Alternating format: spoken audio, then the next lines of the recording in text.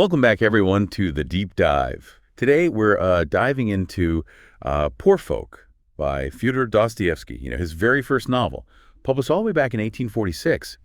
So it takes us back to 19th century St. Petersburg, introduces us to these two characters just trying to make it, trying to survive. And what's really cool about this book is how it's written, the whole story. It's like told through letters that these two characters, Makar Devushkin and Varvara Dobroselova, send back and forth. They're distant relatives. And even though they're both struggling, with poverty, there's this real connection between them. It's almost like you're reading someone's personal diary. Right? You get to see their hopes, their fears, everything laid bare. So tell me a little more about these characters. Who is Makar? Okay, so picture Makar. He's a good guy, really kind. He works as a government clerk.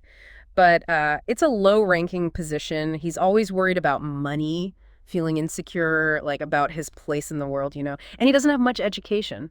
Yeah. But he's totally in love with Varvara, and he's always trying to help her out, even though he doesn't have much himself. And Varvara, what's her deal?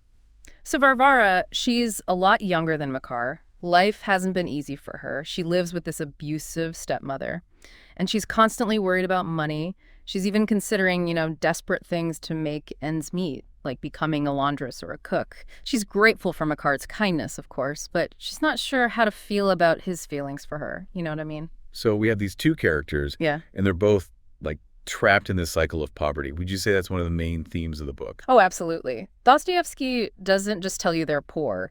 He makes you feel it, He describes Makar's clothes all worn out and how Varvara is always anxious about making ends meet. Those little details really paint a vivid picture of their daily struggle. And it's all happening against the backdrop of St. Petersburg, this city that's known for being so grand and opulent. Yeah, that contrast between the wealthy elite and these characters who are barely scraping by must be pretty striking. It is. Dostoevsky describes, the city's beauty, the busy streets, but he also takes you inside those dark, cramped tenement buildings where people like Makar and Varvara are living. It's like two completely different worlds existing side by side. So it sounds like even in this early work, Dostoevsky's using his writing to make a statement about social issues. Oh, yeah, for sure. And he's so good at it. There's this one part where he describes Makar's living space as a Noah's Ark because it's filled with all these different types of people, officers playing cards, a midshipman, even an English tutor. And it really highlights just how crowded and chaotic, poverty can be. And it makes you think about how little opportunity there is for people stuck at the bottom. So we have Makar and Varvara both struggling with poverty. And within that, this complicated relationship starts developing between them. Right. Their poverty kind of draws them together. They understand each other's struggles, but it also creates obstacles for them. Makar wants to help Varvara financially, but he's barely making ends meet himself. So he sends her these little gifts, tries to borrow money, but his efforts often end up being more tragic than helpful, It sounds like their relationship has a lot of emotional depth, even though their circumstances are so difficult. It does. There's this one scene that really shows that. Makar is trying to give Varvara a special gift, and he finds this old man who also loves the works of Pushkin. And he convinces him to, pool their money together to buy a set of Pushkin's works as a gift for Varvara, like a joint gift. That's really touching, but also kind of heartbreaking, right? It shows how much they care for each other, Right. but also just how few options they have. Their Yeah. poverty keeps putting them in these impossible situations. Exactly. And then things get even worse because Varvara gets sick, which puts even more pressure on Makar. He's desperate to help her. But her illness makes her vulnerable to this wealthy but kind of shady character. His name is Bukov. Bukov. Huh. Sounds like trouble. What's his story with Varvara? Well, he's connected to some of the bad things that have happened to her in the past, and he offers her financial security, which is tempting when you're in Varvara's position. But there's something about him that just doesn't feel right. It makes you wonder, is it worth compromising your values to have financial stability? Yeah, that's a tough question to answer, Mhm. especially when you're as desperate as they are. So if poverty is bringing them together in a way, is it also pushing them apart? That's a good observation. And that's exactly what Dostoevsky is exploring in this book, how poverty can create bonds, but also force people into making impossible choices. And all this tension builds up until Varvara makes a huge decision that changes everything. What happens? What does she decide? Well, facing all this hardship and Bukov constantly pushing her, Varvara ends up accepting his marriage proposal. Wow, I bet that's a turning point in the story for both of them. Makar must be crushed. He is. Makar blames himself. He feels like he failed to protect her. And the ending really highlights how divided their society is. You see Varvara riding away in a carriage, entering this world of wealth and privilege, while Makar is left behind, stuck in his poverty. That's such a powerful image. It Yes. speaks volumes about how unequal things were back then and how hard it was to break free from those circumstances. But before we get too deep into that, I want to go back to something we talked about earlier. You know how Makar finds comfort in literature? Is that something we see throughout the whole novel? Definitely. Makar often talks about escaping into the world of books. He finds comfort and escape in those stories.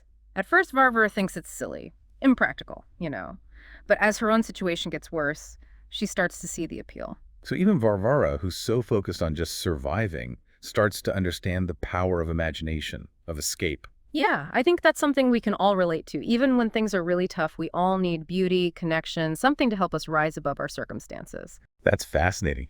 It makes me wonder if Dostoevsky is suggesting that literature can help us deal with the harsh realities of life, even if it's just a temporary escape. That's a great question. And it's one we'll definitely explore further as we go deeper into Poor Folk and Dostoevsky's really unique writing style. It's interesting how Dostoevsky uses Makar's love for literature to show us more about who he is as a person. There's this scene where he gets so caught up in reading this really sentimental novel, he completely loses touch with reality. Sounds like he's using fiction to escape from his own life, huh? Exactly. It's not just entertainment for him, it's how he copes, how he Yeah. deals with all the pain and frustration of his situation. But it makes you think, is it healthy to escape so much? Should he be facing his problems head on instead? So is Dostoevsky saying that this kind of escape is good or bad for Makar? Is it a genuine way to find comfort, or is he just avoiding his problems? That's a really good question. I think it's something Dostoevsky wants us to think about.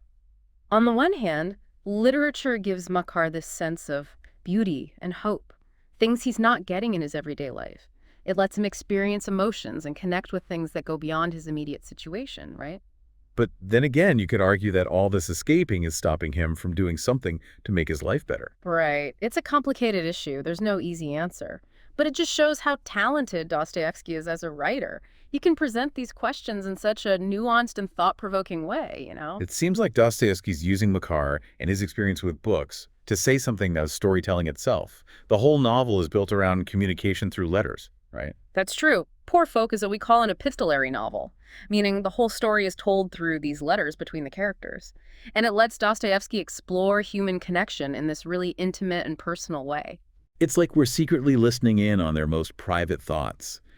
And it kind of mirrors our own experiences with communication. We write emails, we text, connect with people online. Exactly. And for Makar and Varvara, they're physically separated, living in these really isolating situations. So letters are their lifeline. They give them a sense of connection, support, understanding, things they wouldn't have otherwise. Makes you appreciate how powerful language can be, right? Yeah. How it can bridge those gaps and bring people together, even in the toughest situations. And, speaking of language, it struck me how Dostoevsky uses the way his characters write to show their personalities. Oh, absolutely. The way they write reflects their education, their social status, even their emotions. Like Makar, he's constantly apologizing for his writing, saying he's uneducated and unskilled. Here's his vulnerability there, right? Yeah. He wants to express himself well, impress Varvara, but he's holding himself back because he's insecure. Yeah, that self-doubt is something we can all relate to. We all feel pressure to express ourselves perfectly, to sound intelligent and competent. For sure. But there's also something really endearing about Makar's sincerity. He might not be the best writer, but he pours his heart into those letters. And that's what makes them so powerful. Exactly. It reminds us that communication isn't about fancy words or perfect grammar. It's about honesty, vulnerability, and the courage to connect with others, even when we feel inadequate. And Makar does that so well, even though he calls his own writing unskilled. His letters show just how strong human connection can be, even when you're facing poverty, isolation, and despair. We've been focusing a lot on Makar and Varvara, but it's important to remember that they're not the only characters in this novel. Dostoevsky fills Poor Folk with all these other characters who add so much depth and complexity to the story. Right. We have the old man, Zakhar Petrovich, who loves Pushkin just as much as Makar. He represents how art and literature can bring people together from different walks of life. And then there's Gorshkov, this former official who was unfairly dismissed from his position. It's really tragic. His story seems to show how cruel and unfair the system can be, how innocent people can get crushed by forces beyond their control. Exactly. Gorshkov's downfall adds another layer to Dostoevsky's social commentary. It shows how corrupt the bureaucracy is and how there's just no opportunity for people who fall out of favor. But it's like Dostoevsky saying that poverty isn't just about money. It's about a lack of power, a lack of control, a lack of access to the things you need to thrive. Exactly. And even though these stories are often sad, Dostoevsky does give us glimpses of hope and resilience. Characters like Fyodor, Varvara's loyal friend, show us how powerful compassion and kindness can be, even in the face of hardship. Fyodor represents how important it is to have someone who believes in you and supports you, even when the world feels like it's against you. Absolutely. And then there's the way Dostoevsky uses humor, even in the middle of all this tragedy. Think about Makar's attempts to impress his coworkers, which always backfire, or his awkward interactions with Rataziev and his literary friends. Those moments give you a little break from the heaviness of the story. But they also tell us more about Makar. His desire to be accepted, his longing for a better life. Yeah, they do. It reminds us that even the people who are struggling the most marginalized, still have that spark of humanity, that ability to laugh and find joy, even in the worst situations. It's like Dostoevsky saying that even in its darkest moments, life is full of contradictions, complexities, and these unexpected moments of beauty. And that's one of the things that makes Poor Folk such a powerful and lasting work of literature. It doesn't give you easy answers or simple solutions. It makes you confront the messy reality of being human. It makes you grapple with tough questions and find hope and meaning in unexpected places. And speaking of unexpected places, one thing that really stuck with me was how Dostoevsky uses setting to make the story even more emotional. St. Petersburg isn't just a background. It's almost like a character itself. That's a great point. The city's grandeur and its poverty, its bustling crowds and lonely alleyways, they all add to the atmosphere of the novel. There's this stark contrast between how wealthy some people are and the poverty that characters like Makar and Varvara live in. And that contrast isn't just visual, it's emotional too. It emphasizes the gap between the haves and the have-nots. It's like the city itself reflects the internal struggles of the characters, their feelings of being trapped and unseen. And then you have those scenes where Makar escapes to the countryside. He finds peace in the beauty of nature. Those scenes are such a contrast to the city.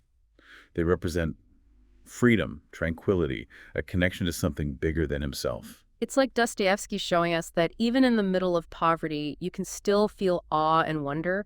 You can still connect to something bigger than yourself. And it makes you wonder if there's something inherently healing about nature, something that can bring peace to even the most troubled person. That's a fascinating idea, and it brings us back to some of the bigger questions Dostoevsky is asking in Poor Folk.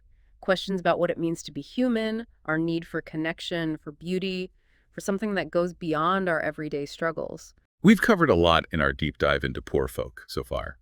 We've talked about the characters, the plot, the themes, Dostoevsky's writing style, and the historical context of the novel. And it's clear that Poor Folk is this layered and multifaceted work. It gives us a glimpse into the human condition, the complexities of love and poverty, and the lasting power of storytelling. But there's still so much more to unpack, to analyze, to appreciate. Before we move on to our final thoughts on Poor Folk, I want to touch on the role of social injustice in the novel. Great point. We can't fully understand what these characters are going through without acknowledging the systems that are keeping them trapped in poverty. Yeah, it's like Dostoevsky is showing us just how broken the system is, how it fails to protect the people who need it most. Exactly. We see it with Makar, you know. He's always trying to maintain his dignity, but he's up against this bureaucratic indifference, this social snobbery. He gets passed over for promotions, treated poorly by his bosses, made to feel ashamed of being poor. And then there's Varvara. She's smart, she's resilient, but she has to consider doing things she doesn't want to do just to get by. The system gives her so few choices, and even those choices, they often come with a high price. It's tough to read about, but it's also a really powerful critique of how society is structured, how it keeps these cycles of poverty going. Dostoevsky doesn't give us easy answers, but he forces us to look at the reality of inequality, you know, how it affects people's lives. And it makes you think about the role of compassion in all of this. Makar and Varvara, They're incredibly kind to each other, even though they're both struggling. That's such an important point. Even in a world full of poverty and injustice, Dostoevsky seems to be saying that human connection can give us hope, make Yeah. us more resilient. Makar and Varvara, they might not have much materially, but they have so much love and understanding for each other. Their relationship shows that even in the worst situations, human kindness can still exist. It's proof that compassion can break down social barriers and give people a little bit of light in the darkness. And it's not just them. We see compassion in other characters too, like Fyodora, Varvara's friend, who's always there for her. And even the old man, Zakar Petrovich, who shares his love of books with Makar. Those little acts of kindness, they create a sense of community, of shared humanity. They help to balance out the bleakness of their situation. Exactly. I think that's one of the most important things to take away from Poor Folk. It reminds us that even in a world with so much suffering, there's always the possibility for love, compassion, and connection to make a real difference. So as we wrap up our deep dive into Poor Folk, what are some of the things we want our listeners to think about? I'd say this, Poor Folk isn't just about poverty. It's about the strength of the human spirit, the importance of human connection, and the need to fight against injustice. It's a book that asks us to see the world from the perspective of people who are often overlooked and marginalized. It also reminds us that even though this book was written almost 200 years ago, the things it talks about, poverty, love, compassion, social injustice, they're still relevant today. By reading these kinds of stories that challenge us, we can maybe become more empathetic, more aware, and feel more connected to each other's experiences. Thank you for joining us on this journey into Dostoevsky's world. We hope this has inspired you to check out Poor Folk and see its power for yourself. And until next time, keep diving deep.